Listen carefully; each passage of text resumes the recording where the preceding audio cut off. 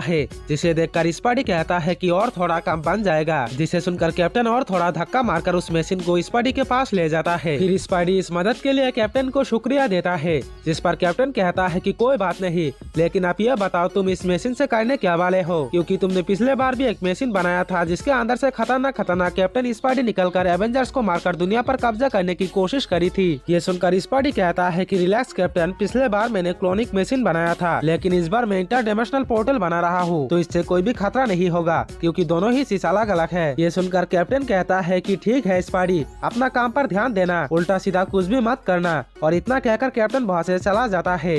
इसके बाद स्पाइडी अपने काम पर ध्यान देने लगता है, जहाँ काम करते करते रात हो जाता है, जिससे स्पाइडी को काफी नींद आने लगता है और इसीलिए वो बेहोश हो जाता है।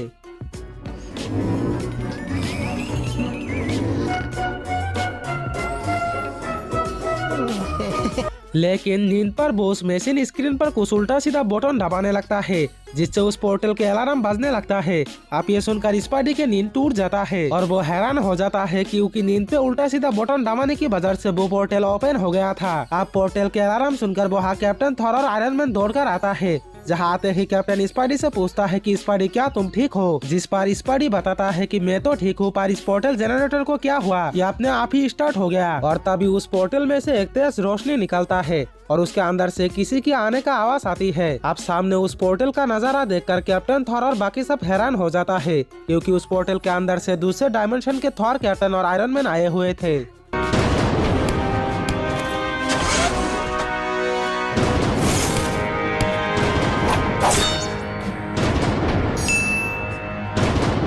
आप ये देखकर स्पाइडरमैन काफी खुश हो जाता है, क्योंकि उसका मकसद यही था दूसरे डायमेंशन से एवेंजर्स को इस दुनिया पर बुलाना। फिर स्पाइडी उनके सामने जाता है और अपने इंट्रोडक्शन देता है कि मैं हूँ स्पाइडरमैन, मुझे आप लोग प्यार से स्पाइडी भी बुला सकते हो, मैं एवेंजर्स के नया मेंबर हूँ। ये सुनकर दूसरे दुनिया के डुप्लीकेट आयरन मैन, जो देखने में काले थे, वो कहता है कि ये कोई टीम का नाम है एवेंजर्स, मेरा नाम सुनो, मैं हूँ ओल्ड फेमस मेटालिक मैन। तभी डुप्लीकेट थॉर भी अपने इंट्रोडक्शन देता है कि मैं हूँ एसगार्ड का राजा थंडर। फिर डुप्लीकेट कैप्टन कहता है कि और मैं हूँ सुपर सोल्जर कमांडर अमेरिका, और हमारे टीम को एक साथ कहता है दी एवेंजर्स। ये सुनकर असली एवेंजर्स चौंक जाता है और आयरन मैन कहता है कि ये कोई नाम है एवेंजर्स, मेटालिक मैन, थंडर, और एक आदमी जो अपने पास एक तलवार रखता है, जो खुद को कैप्टन अमेरिका के कॉपी कमांडर अमेरिका कहता है। ये सुनकर डुप्लीकेट एवेंजर्स काफी गुस्से में आ जाता है। आप आयरन मैन को उनके मजाक उड़ाता हुआ देखकर थंडर गुस्से में आकर आयरन मैन को मारने के लिए आगे बढ़ता है, जिसे देखकर बाकी एवेंजर्स भी डुप्लीकेट एवेंजर्स से लड़ने के लिए आगे आ जाता है। आप ये देखकर स्पाइडी काफी परेशान में आ जाता है। वो इस लड़ाई को बंद करके शांति से बात करने को कहता है, लेकिन कोई भी स्पाइडी की बात नहीं सुनते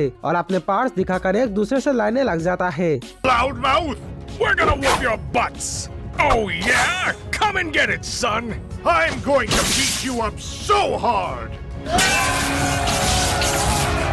आप ये देखकर स्पाइडी बहुत ही ज्यादा रिक्वेस्ट करता है इस लड़ाई को बंद करने के लिए, जिस पर बॉस आप स्पाइडी के बात मान जाता है और इस लड़ाई को बंद कर देता है। लेकिन तभी वहाँ स्पाइडी के बैंड बजाने के लिए डेडपूल आ जाता है, जो आते ही उन डुप्लीकेट एवेंजर्स की बेइज्जती कर देता है, जिसे सुनकर बॉस आप काफी गुस्से में आ जाता है। ये देखकर डेडपूल स्पाइडी से कहता है कि मुझे एक काम है, मैं अभी आया, और इतना कहकर डेडपूल स्पाइडी के बैंड बजाकर वहाँ से भाग जाता है। अब क्योंकि डेडपूल ने डुप्लीकेट एवेंजर्स की बेइज्जती करी है और इसीलिए बॉस आप गुस्से में आकर एवेंजर्स पर अटैक कर देता है, और जिसके बाद एवेंजर्स और डुप्लीकेट एवेंजर्स के बीच लड़ाई होता है।